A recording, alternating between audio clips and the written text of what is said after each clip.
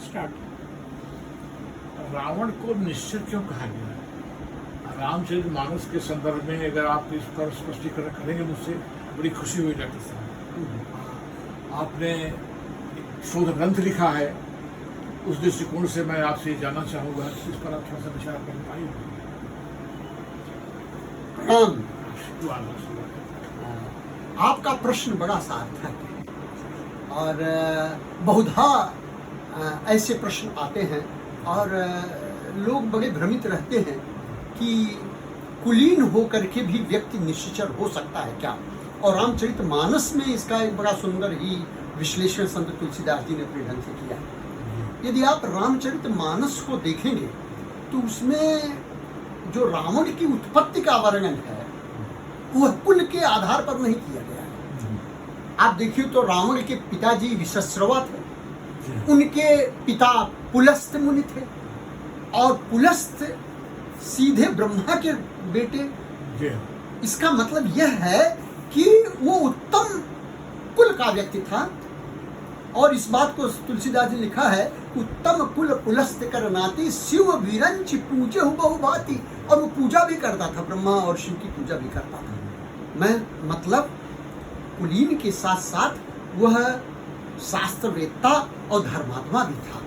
तो वो निश्चर कैसे, इस संदर्भ में संत तुलसीदास जी ने अपने शुरुआती दौर में भी इस बात का अपने ग्रंथ में वर्णन किया है और संकेतों के माध्यम से किया हुआ है। जहाँ पर राम को बालकांड में उनकी उत्पत्ति के लिए दशरथ और कैकेयी उनके माता पिता के रूप में प्रस्तुत किया गया और राजा थे, किंतु रावण की उत्पत्ति के लिए यह बात नहीं की गई। रावण की उत्पत्ति कैसे हुई ये उनके कुल की चर्चा नहीं करते। वो प्रतापभान की कथा कहते हैं कि एक महान प्रतापी राजा था प्रतापभान, उसके पिता सत्यकेत थे जो कैकेय नरेश थे और वह बहुत ही धर्मात्मा था। लेकिन ऐसा धर्मात्मा व्यक्ति जो है वह रावण बन जाता है। और सुंदरकांड में हनुमान जी ने यही बात रावण को कहा है, उनको समझाया भी है। और समझाया क्या है कि तुम किस कुल के हो इस पर विचार करो।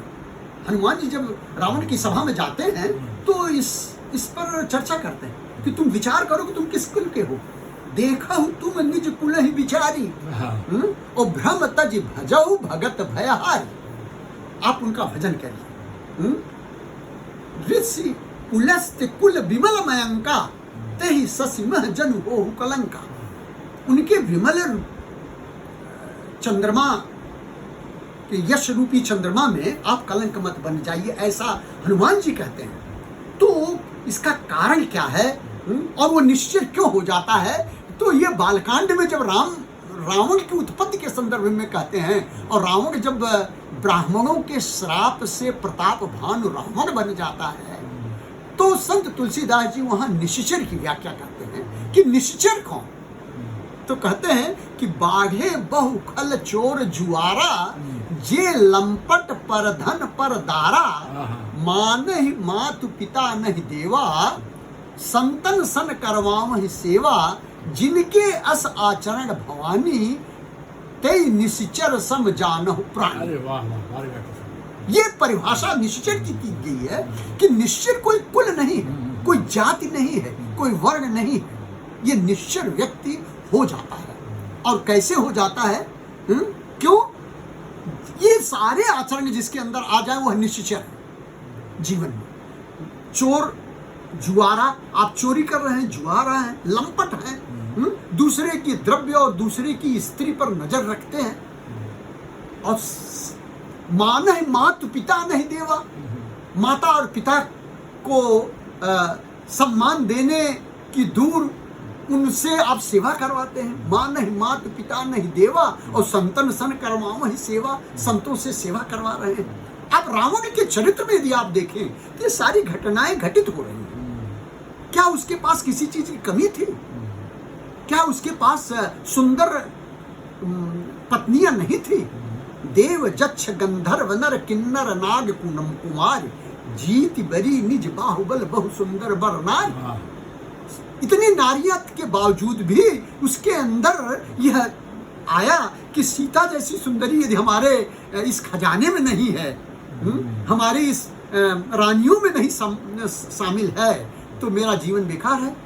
तो जो दूसरे की पत्नियों पर दृष्टि डाल रहा है, आप देखिए, और वो चोरी करता है। तो जिम कुपंत खग दे पग देत खगेसा रहन तेज बुद्धि लवलेसा, ऐसी चर्चा कर दी गई है। और ये जो बात है उसी तरह से परधन, कुबेर उसका भाई था, उसके पुष्पक विमान को उसके ऊपर आक्रमण करके उसके घर तक को ले लिया। लंका कुबेर की है। तो जो लंपट है, परधन है, परदारा है का पर दृष्टि रख रहा है, और माता पिता पर तो कभी विशस्रवा की बात तो मानना ही नहीं। पुलस्त्य की बात कभी माना होता तो हम कहते कि उत्तम कुल का है। तो ये सारी बातें तो छोड़ दीजिए, देवताओं के ऊपर तो देवता हरदम से भागते रहे।